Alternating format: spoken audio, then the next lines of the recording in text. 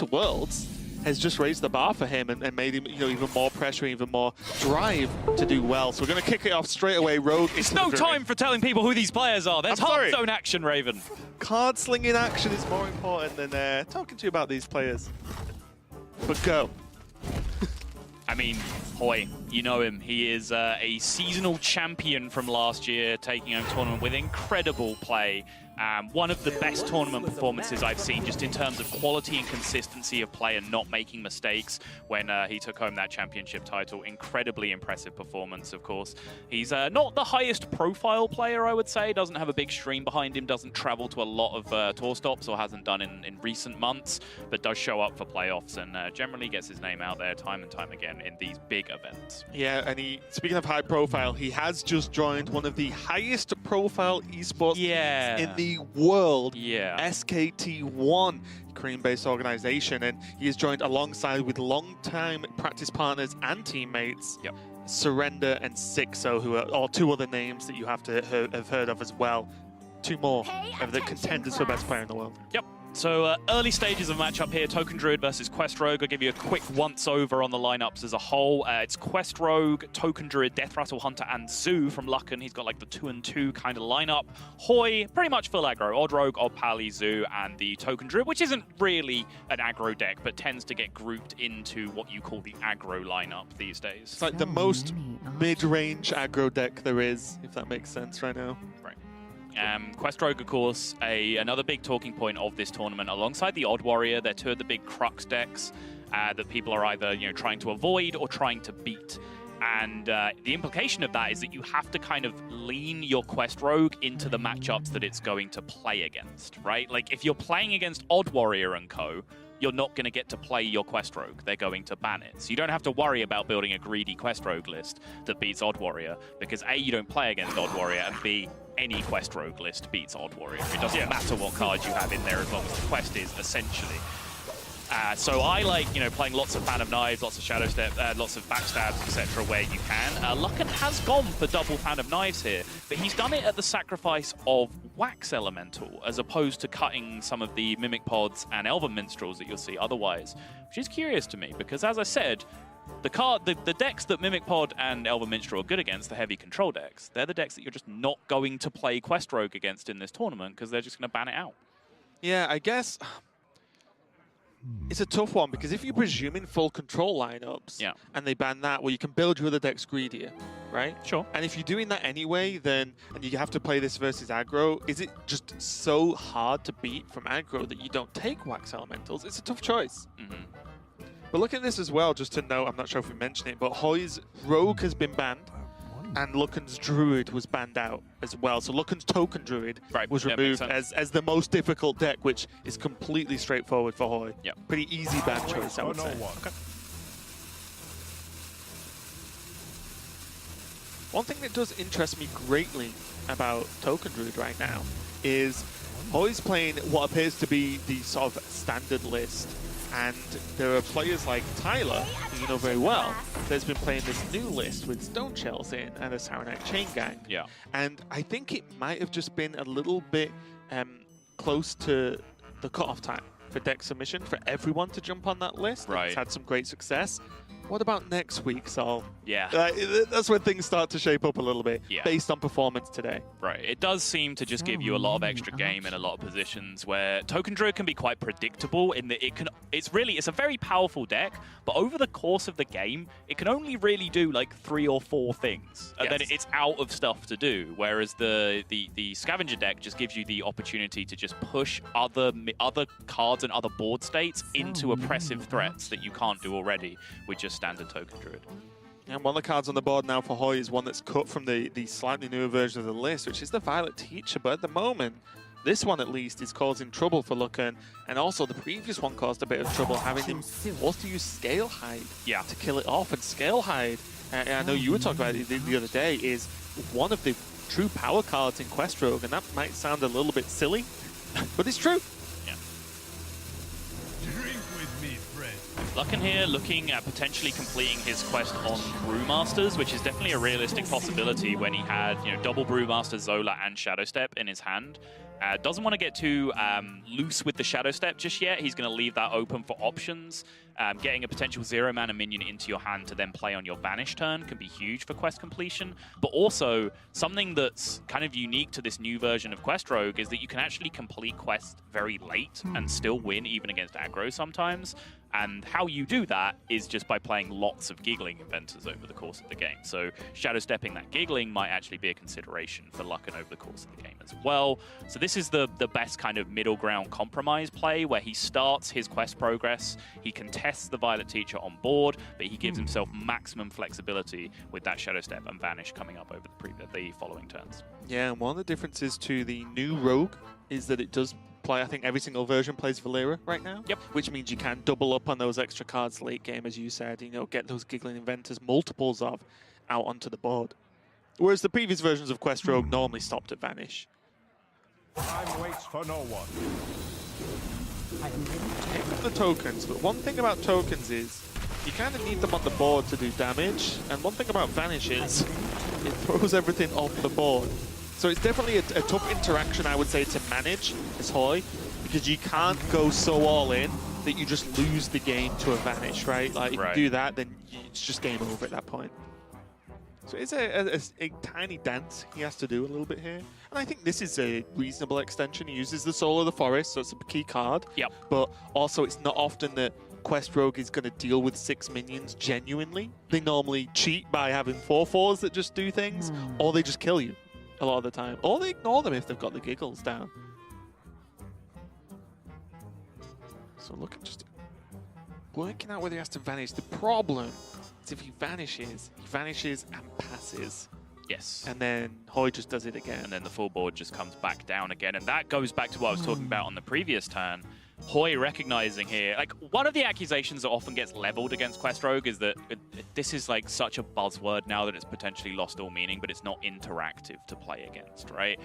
It's entirely not true. It's just the people who say that don't see their options to try and shut the deck down.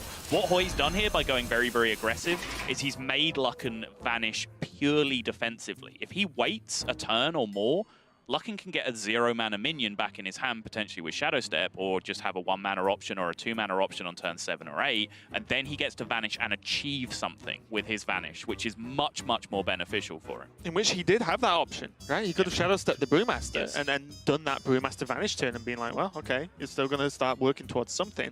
Right. What I will say about the defensive vanish is if this hand gets replayed by Hoej, suddenly this Fan of Knives looks way better than it did, because it doesn't create the 2/2s from the Soul of the Forest. Vanish cards don't hold death rattles that are attached from spells. Yeah, you still leave a bit of a mess of a Violet Teacher sitting you do, on the but board, though. It's something. Yeah, it buys you a turn.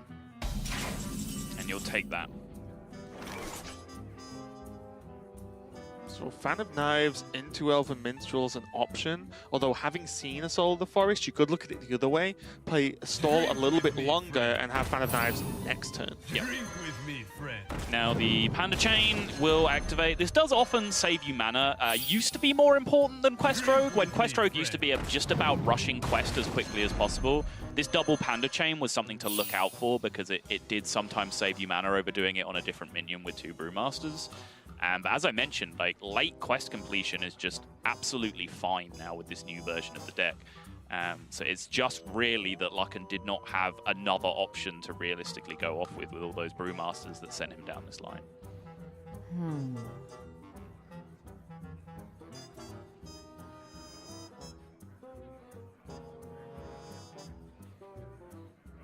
Look at just working out whether he wants to Shadow Step here. Looks like he's going to go for it for the guaranteed completion. Yeah. You turn a 0-mana bounce that discounts into a 0-mana bounce that doesn't discount, is essentially what you do, which is a little bit weird. And the Shadow Step does give you a lot more flexibility moving forward, just with the state of your hand. You know, Vicious Scalehide, being able to, like, play it, bounce it, replay it again for 0 can be huge if you're under threat of lethal. Giggling Inventor, same thing to block attacks later on. But I think Lucken is just saying that he needs to react a little bit quicker than that, because of course he still has to, with no prep in hand, allocate all the mana to play the quest even after he completes this as well, which means he's not doing any silly, like, double Giggling Inventor turn anytime soon with them being 4/4s, just because he has to spend so much mana on that quest still. Yeah. And one thing I would love to know about all the players who brought Quest Rogue, but Yeah. it's very difficult to find out, is experience levels with this deck. Sure. It's fairly fresh in terms of, yes, it's Quest Rogue, we've had it before, but it is this new version, it plays differently. Yeah. And also, I feel like it's a deck that you only know its limits after you've played a lot of it. Oh, yeah. Like, how do you know bouncing that's okay? How do you know you can hold off and play Gigglings later? You don't. And I feel like an experience factor is going to be very important in the performance level of this deck. It's not a deck you can normally learn on the fly, because it's quite difficult. Very, very difficult to play, especially now because the game does go so late. You often end up with 8, 9, 10 mana turns, and your hand is full of 1 and 2 drops. Right, that is by definition a complicated turn. If you have 8 cards in your hand, you could potentially play all of them on one turn. Or none of them. Or none of them, and both of those could be correct. Yeah. And anything in between, then yes, you're likely to make a lot of mistakes with a deck like that. I think it's something we've seen from players in the past, and we will see from players in the future, in the, oh, Quest Rogue's insane, I guess I should just bring it. It's like, right, but how much have you played of it? Yeah. I'm sure all these players have practiced, don't get me wrong, but I do think it's a specialist deck overall. And now, I also think this board is very awkward for Lucken to even think about dealing with. I do wonder what that Shadow Step was about on the previous turn. Because Giggle Step Giggle was now an 8-mana play that could potentially buy him turn. Also sounds like a horrible new dance craze, doesn't it? Have you done the Giggle Step Giggle before? Do you know how to do that one? Too soon.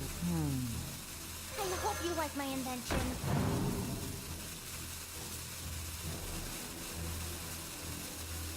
I think it might have been a bit of a grand assumption that Lucken was able to just pull off a quest this turn. Because that's what I saw when I saw the Shadow Step on the Brewmaster. I think that would be an incredibly foolish assumption to make. Well, I'm just trying to think of reasons you would have Shadow Stepped the Brewmaster. Look at this, just a poke into a 2-1 and kill it off with the ball. Well, there's plenty more where that came from Hoej. And with double swipe, Yep, swipe, that looks pretty good swipe to me. branching paths, pick your poison, yeah, job done. Or just, in fact, swipe. or just swipe, champ. Yeah, that's the issue with the tokens, right? It's too wide to deal with the Quest Rogue. Indeed, but let's move on to game number 2. Hoej is going to be on the zoo, and guess what? So is Lucken, and these matchups are absolutely savage in my experience. I played a bit of zoo, and I will say Soul Infusion often makes or breaks these games. Yep, and Lucken's got a Serenite Chain Gang in the right spot. And he's mousing over it repeatedly, saying, yep, still on the left, yep, good, okay. Check again, yep, still there, okay, still on the left, excellent. We're doing things right. If you don't know what we're talking about, Soul Infusion is a card that buffs +2/+2 the minion, that only is on the left-hand side of your hand.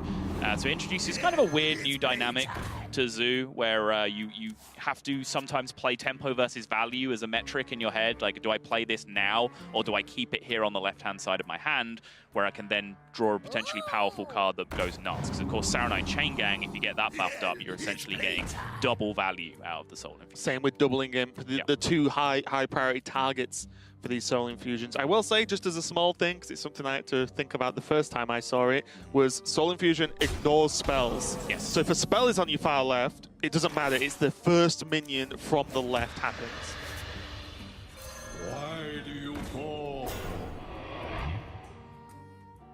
And this is looking pretty rosy for Hoej right now, because he's the one that's getting to make trades with initiative, which is making, for example, his fungal enchanters much better than Lucken's. You can see whatever the board state resolves to here, he's going to be able to trade into a 1/3 and then heal back up again, which is just a big winning position potentially for him. Ooh. With the Flame Imp, it looks like he's just going to go for maximum board presence. There's definitely merit of a second 3/3 on board this turn, though. Going into turn 4 Because for you're going Saranite. into Serenite Chain Gang turn, yeah, exactly. The picking up the 1-drop was huge, though. Just one extra minion. You're not bothered about going wide. Right. Like, in this matchup, you want to go as wide as possible, because as it's almost always been the story with Zoo Mirrors, it's the amount of attacks is more important than the power of an attack. Yes. Can this go on? He did get the 3 attack from the Flame Imp, to be fair. He did, but that's a 3/2 and not a 3/3. Correct. Yeah. Big difference when you're dealing with a 2/3. It is, but then he still has two. He has one extra minion than he would have normally. So again, it's just about going wide more often than not. As long as he can kill the chain gangs, is the important part. Because if you kill them, you play another minion. Yeah. And then you play another minion, and you always stay ahead. Looking at the moment, especially with his Doomguard now, doesn't have much in the way of winning this game. To be like, I feel like this turn 5 especially is the tipping point of win or lose. If your opponent's ahead on turn 5, there aren't many cards that can help you get back.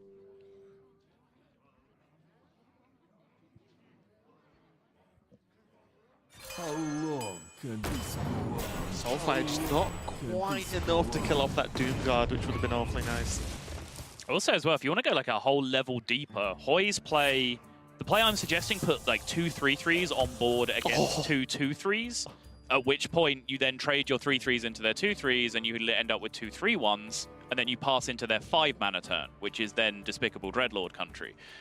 So maybe, you know, Hoej is even thinking that far ahead, where he's saying, yes, this is a great interaction for me on turn 4, but then one turn later, that interaction then swings all the way back on its head. Do I give my opponent the swing turn at any point that loses me the game? Exactly.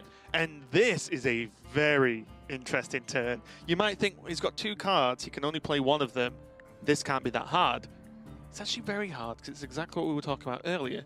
Do you Soul Infusion now and pass and get massive chain gangs next turn, or do you continue with the wider approach? I actually don't think that's a very difficult decision. I mean, I understand Hoej stopping and think about it. I understand you bringing it up. It's a great discussion point, but I think that is easily Saronite chain gang every day of the week.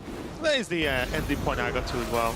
Because again, as I said earlier, you just want more stuff on the board than your opponent. You want more attacks on the board. Right.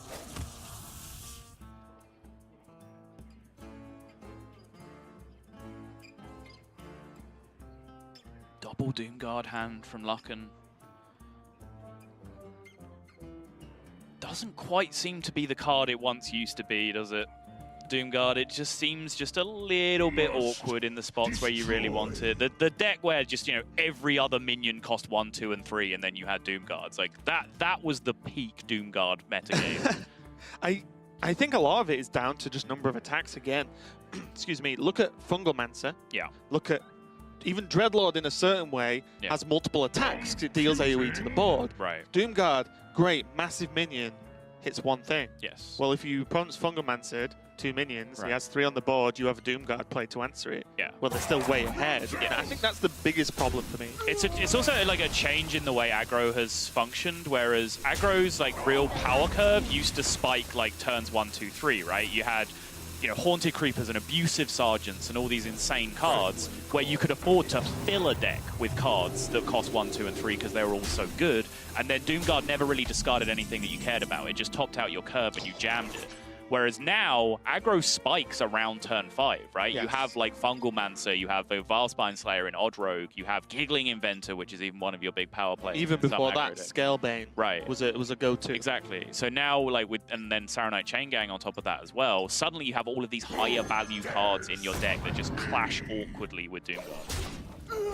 It's the card that I think is discussed the most in zoo builds, especially as they were trying to be refined. It was just, do you Doomguard, don't you? The Solarium, the legendary spell for Warlocks expansion. There's a Voodoo Doctor. Pick your poison yet again, multiple ways. Hoej spoiled for choice, spoiled for wins right now as he goes up to a quick 2-0 against Lucken. These aggro decks are not messing about. No Odd Warrior mirrors here. One more game to try and win versus Lucken, and it is going to be the Paladin, as we said, versus the Quest Rogue. And what's this matchup like? Because all I see is bad, awkward. Yeah. Next question. Fan of Knives. What do you want to eat later? Whoa, much better question. Yeah, Fan of Knives is a big deal, though. This is one of the biggest matchups for it because, honestly, if you're not playing Fan of Knives, this matchup is just free.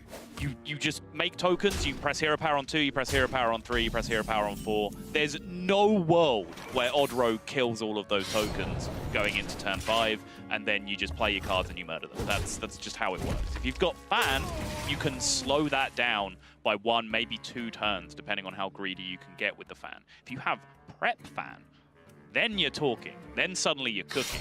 If you have Prep Fan Coin Minstrel, then suddenly you're in really, really good shape. But if your opponent puts Divine Shields on all of his 1/1s, Raven, everything that I just said is completely invalidated. Yeah, like most things you say, in my opinion, but the Fungal Manta coming out as well pretty soon, and also, even if that happened, the follow-up with double Corridor Creeper after that big clear would still be a problem. I think what you're trying to say is you'd need a very good draw as the Rogue to even have a chance, never mind a win here. And what do you think overall as Lucken tries to get something? Is he going to go for Prep Fan, Prep Fan? So you coin the Minstrel here, you can thin your deck out by 2 minions, which means there's 2 minions you're not going to draw off your next draw. And then you can just try and live the dream. You have to... I mean, is it not your best chance? You know, like... I mean, if this was a game-winning tempo swing, I can see it, but there's just already the 2-attack weapon on board, right? Which means that you're not really getting any utility out of the Elven Minstrel. So maybe this is just a shut your eyes, hope there's no level up game. Just see if you can get there. Okay, let's see the options Lucken's going for. What do you think overall went wrong for Lucken in this matchup if you look at the lineups? Because we talk about how lineups interact, players you need to hit, players you need to dodge. Yeah. What do you think was the key point? Hoej has a very focused lineup. It does one thing and it does it very, very well. Whereas Lucken has a bring good deck strategy, which has left him with a kind of half and half, 2 and 2, Pavel strat, whichever of those titles you apply to this kind of strategy. But then what that means is, yes, your decks have more strengths, but your decks also have more weaknesses, right? Like all of your decks in Conquest have to win. So if you're bringing 2 different polarized varieties of decks, you then get essentially countered by 2 different strategies coming into the tournament. So you can see here the Quest Rogue has just run into 2 aggro decks that it has a very, very hard time beating. Yep. 2 Scalebanes are going to help. To be honest, it's probably in as good a position you could hope to be in at this point. He has cleared all the minions off the board. He does have the 2 1/2s that are going to heal him a little bit, but double Corridor Creeper, Fungal Manta. Do you ever actually just not Fungal Manta this turn? Oh yeah, I absolutely think you don't Fungal Manta. Yeah, because of Vanish, right? Yeah. Do you just set up the Corridor Creeper's hero power, whatever sticks, Fungal Manta? Yeah, like I said, just hero power just solos this matchup, and you just saw the fans get chewed through now. So hero power absolutely does solo this matchup now. Okay, then. Because I like to take some things literally. Could you win this matchup by only pressing hero power and obviously attacking me once? Probably not, no. Okay. So you lie. If you allow me to then play level up at some point in the game, I think I could do it. Yeah. Turn 10 only. Turn 10 only? All right. I mean, there's probably no reason not to just drop Blood Knight hero power here. Move quickly. Like, if it gets vanished, okay. It doesn't. Great. Yeah, Giggling Inventor. I'd actually almost like to see the Raid Leader come down. Yeah, you're right.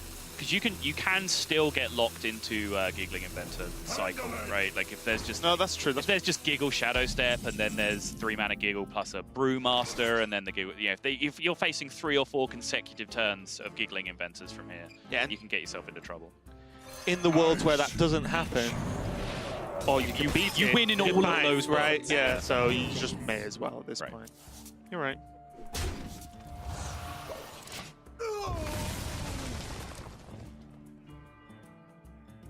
Again, it's just a mistake that you could potentially have made against Quest Rogue, right? And then the infinite Giggling Inventor loops, and then you go on Reddit and complain about how non-interactive Quest Rogue is. Like, that is a sequence of events that can occur. I didn't know you'd read my Reddit post, so... For the record, I will state plainly and clearly that Quest Rogue should be nerfed at some point in this expansion. It is not healthy for the metagame, but I think it is also a very fun and difficult deck to play, and I enjoy it very much. You're a weird person. What? What's wrong with that statement? I didn't say there's anything wrong with it. Okay. Because it was an opinion, and all opinions are valid. Untrue. That's your opinion that it's untrue, and I'll accept it. Fair enough. Touche.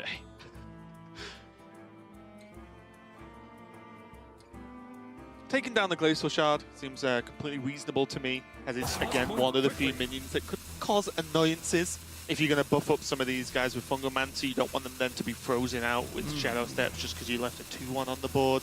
There's just no real point. Right. That card needs to be nerfed. What? Fungal Manta? Fungal Manta's really good. No. See, that is an example of an entirely invalid opinion. Fungomancer's in a lot of decks. He's probably got an extremely highly played win rate. And I slipped into Lorinda's speak there. Played win weight. Win rate. So yeah, ticks the boxes. Can we have the slightly more serious discussion on what on earth you do about this board? No. Okay. Because I don't think there's anything you can realistically do without a Vanish. You can get said Vanish, though, and you do still have the prep available.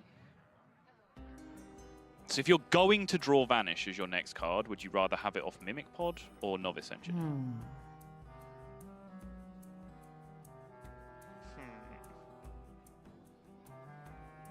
Or do you just go Shard Zola, Shard World instead? The dagger not being up is slightly annoying in that case, because you can't then spend your one remaining mana on deckhand to take more off, but it does seem a more realistic prospect than just going Vanish fishing. But it's a guaranteed do something instead of maybe do something better. Right.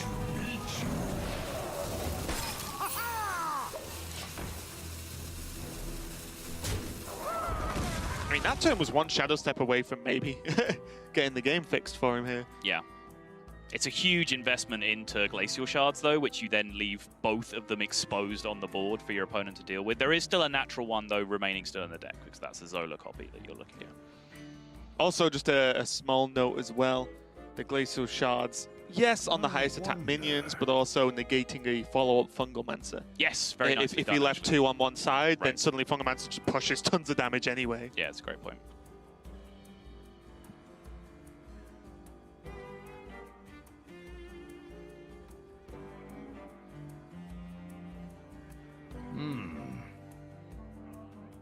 So Hoej now, again, this is a very crucial decision that you have to make against Quest Rogue. Is, you know, you want to be aggressive. Is it better to go face here and deny the time that they have, or is it better to sacrifice a ton of damage into killing 2/2/1s and hoping that they don't have a third copy in their hand, which they might have. This might all just be a massive bait from Lucken's. One worry for me, I know it's something I do, is I go too far down the rabbit hole.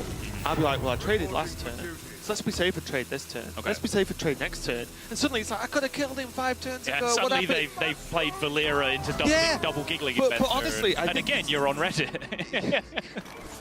Damn you, Quest Rogue! But you know what I mean? I think it's easy to do. Yeah. If you say, okay, you know what, I'm going to play aggressive and just kill him. He probably doesn't have it. Right. Well, maybe you can do that too much. Maybe you can be too defensive and overtrade. It's very easy to slip into that kind of pattern. Yeah.